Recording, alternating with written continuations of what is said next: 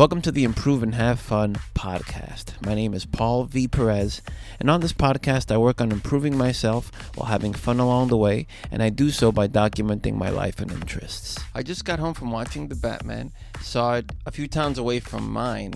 I live in New Jersey. I went to go see it at Newport Mall, and the theater was full. Lots of people there. It was a lot of adults, I'd say. I didn't see a lot of young people.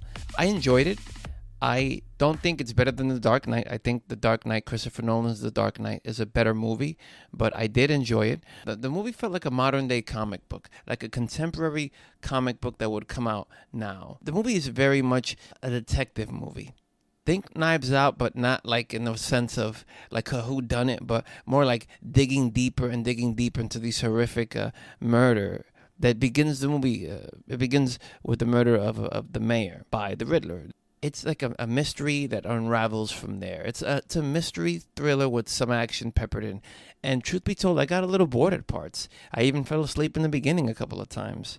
That this would have worked better maybe as a streaming show on HBO Max. The content of the movie, right? But in terms of the visuals, they were amazing. Like in terms of the camera work, in terms of the soundtrack, which I've been listening to. The full soundtrack by Michael Giacchino, done many movies, the composer of soundtracks for many other movies. The full album was available a week ago on Tidal. Like a week or two before, they had the themes for Batman, the Riddler, and Catwoman. The soundtrack is amazing. Like I said, the visuals, the way the movie looks, the way it's shot, really, like there are some scenes where it's just like a photograph. Very cool looking movie.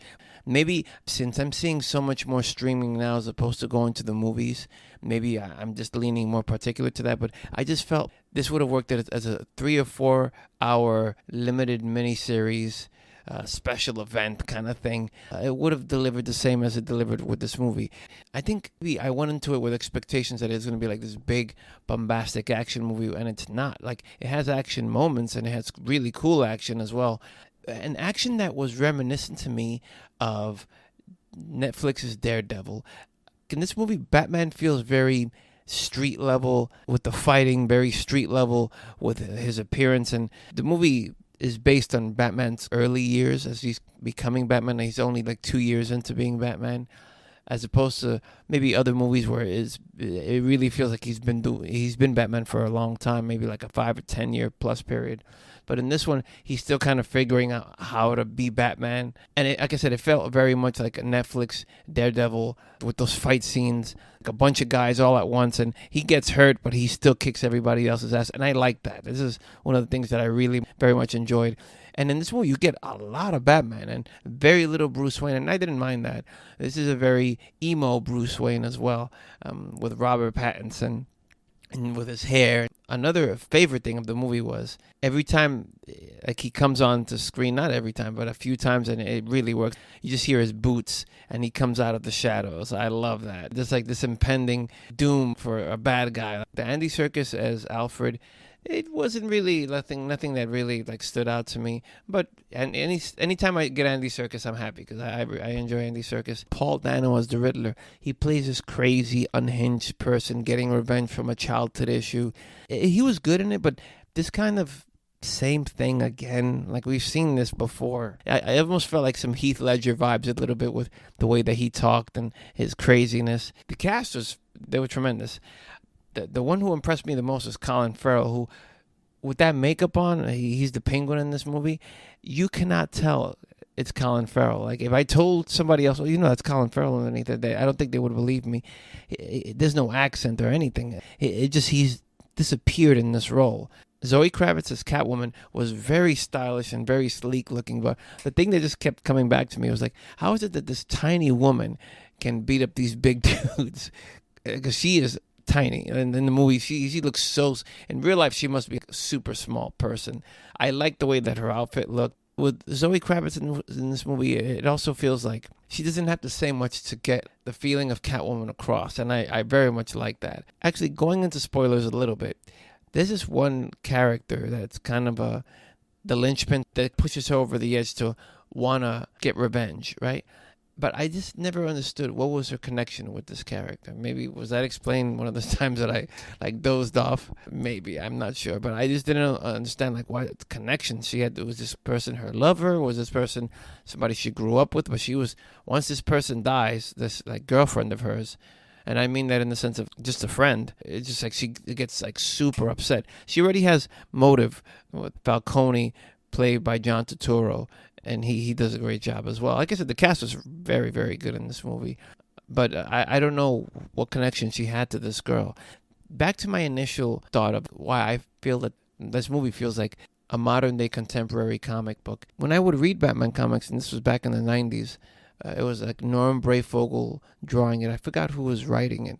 But it felt very much in the sense of detective work, figuring out what happened here, figuring out what happened there, having these conversations with these characters like the Penguin, like Catwoman. Another thing I really liked about the movie was how I got almost like Blade Runner vibes, noir Blade Runner vibes with Batman and the way Gotham looked. Gotham presented in this movie, it really is a character. This is podcast with Christian Harloff. I'm a fan of his, and it's called The Big Thing, where they were reviewing all the Batman movies, the mainline Batman movies, the Tim Burton ones, the Christopher Nolan ones, the Joel Schumacher ones.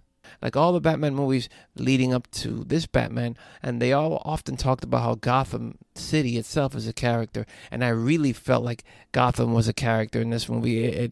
It felt like a New York. It felt like what I would think Chicago looks like, and I'm only going by shows that I've seen about Chicago or like take place in Chicago, and it felt very much like that. There wasn't a Wayne Manor. I didn't notice. Like I said, we got very little Bruce Wayne in this movie.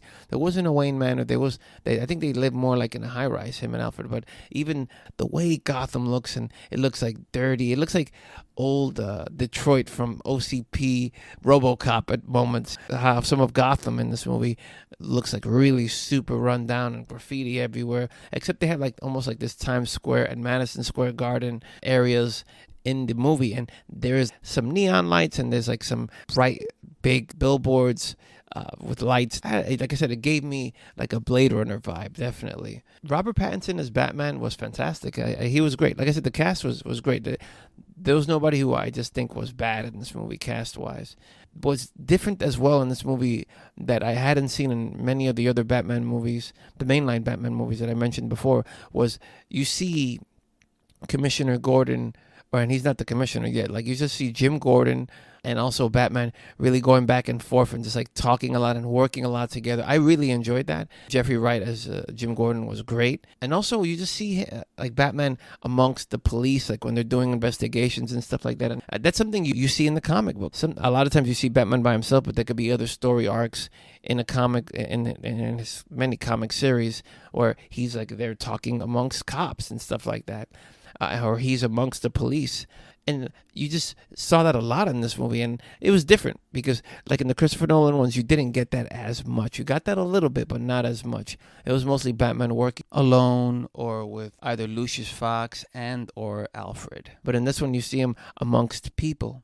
That wraps it up. If you're listening to the video version or if you're listening to the podcast version, please comment below if you're watching this on YouTube, or if you're listening to this in the podcast version, I'll leave a link where you can go to the website, improveandhavefun.com, and we can talk about it.